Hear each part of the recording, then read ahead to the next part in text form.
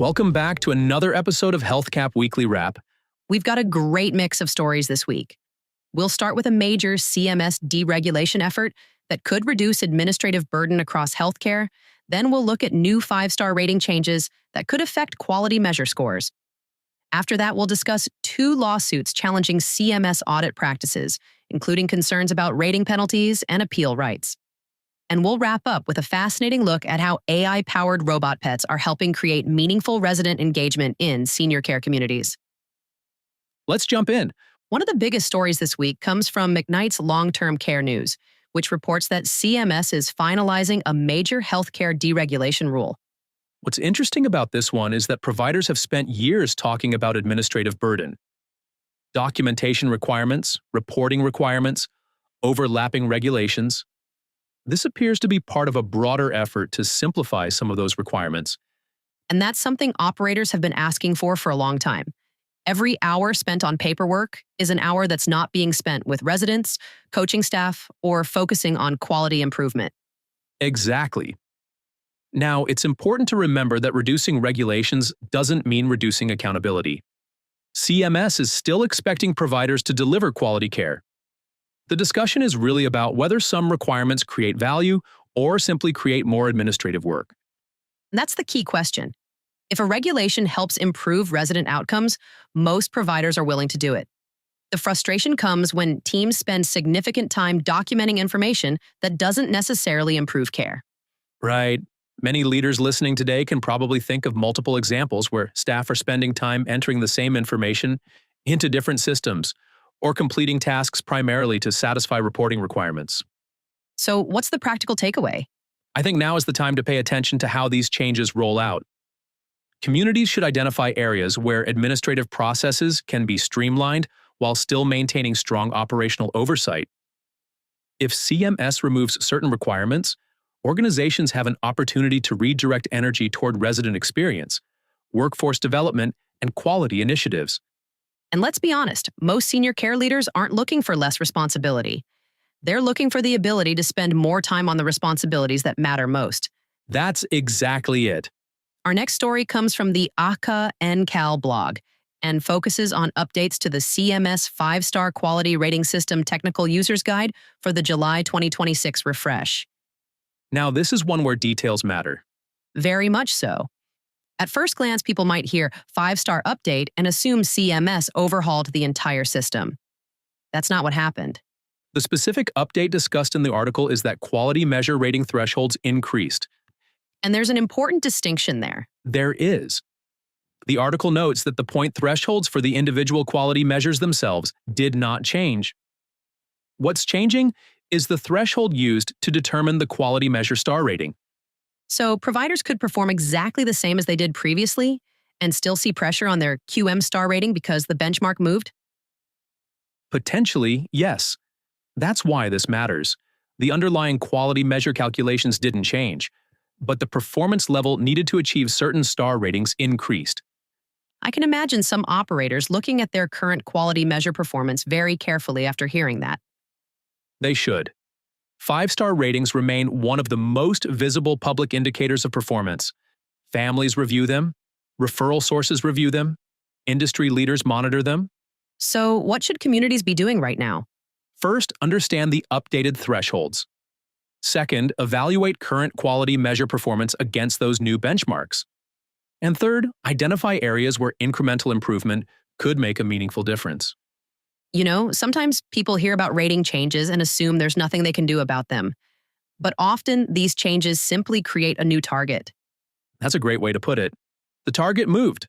Organizations that understand where the target is can adjust accordingly.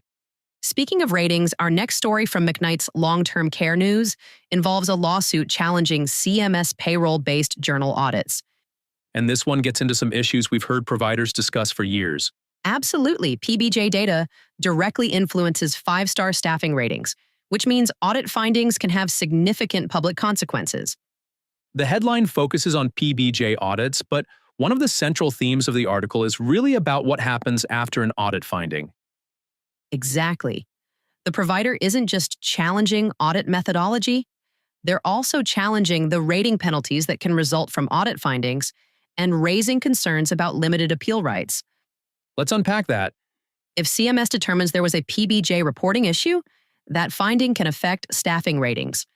The provider argues that those consequences can be substantial and that communities don't always have meaningful opportunities to challenge those determinations before the effects show up publicly. Which is where a lot of frustration comes from. Right. Even beyond this particular lawsuit, the broader discussion is about transparency and due process. How are findings determined? How are corrections handled?